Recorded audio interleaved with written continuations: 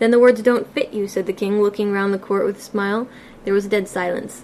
"It's a pun," the king added in an offended tone, and everybody laughed. "Let the jury consider their verdict," the king said for about the 20th time that day. "No, no," said the queen. "Sentence first, verdict afterwards." "Stuff and nonsense," said Alice loudly. "The idea of having the sentence first." "Hold your tongue," the queen said, turning purple. "I won't," said Alice. "Off with her head," the queen shouted at the top of her voice. Nobody moved. "Who cares for you?" said Alice. She had grown to her full size by this time. "You're nothing but a pack of cards."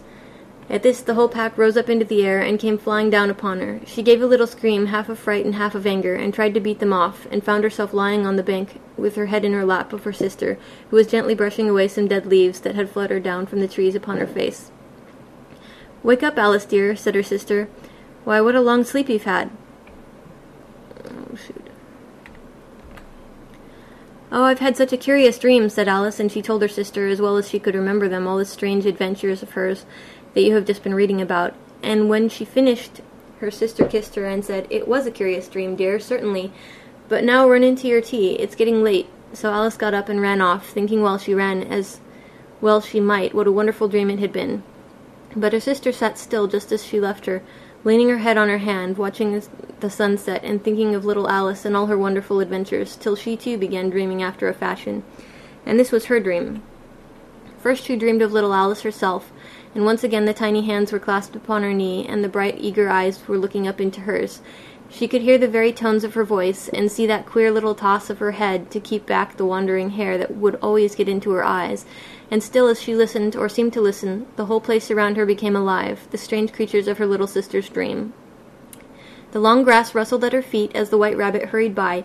The frightened mouse splashed his way through the neighboring pool. She could hear the rattle of the teacups as the March Hare and his friends shared their never-ending meal, and the shrill voice of the queen ordering off her unfortunate guests to execution. Once more the pig baby was sneezing on the Duchess's knee, while plates and dishes crashed around it. Once more the shriek of the griffin, the squealing of the lizard's slate pencil, and the choking of the suppressed guinea pigs filled the air, mixed up with the distant sobs of the miserable mock turtle. So she sat on with closed eyes, and half believed herself in Wonderland, though she knew she had but to open them again, and all would change to dull reality. The grass would be only rustling in the wind, and the pool rippling to the waving of the reeds. The rattling teacups would change to tinkering sheep bells, and the queen's shrill cries to the voice of the shepherd boy, and the sneezing of the baby, the shriek of the griffin, and all the other queer noises would change, she knew, to the confused clamor of the busy farmyard, while the lowing of the cattle in the distance would take the place of the mock turtle's heavy sobs.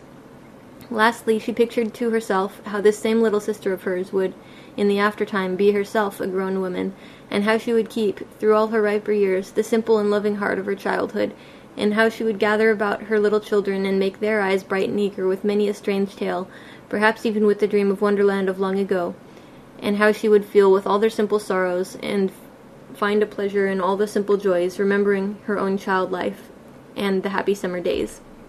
The end. And that's it for Alice in Wonderland. If you have watched the Disney movie and you notice there's some things missing, those are actually in the sequel, which is called Through the Looking Glass. I may or may not do that some point in the future. I won't make any promises to it, but the Tweedles are in there, and the Jabberwocky poem, and various other things. But anyway, that's it for this one. Thank you.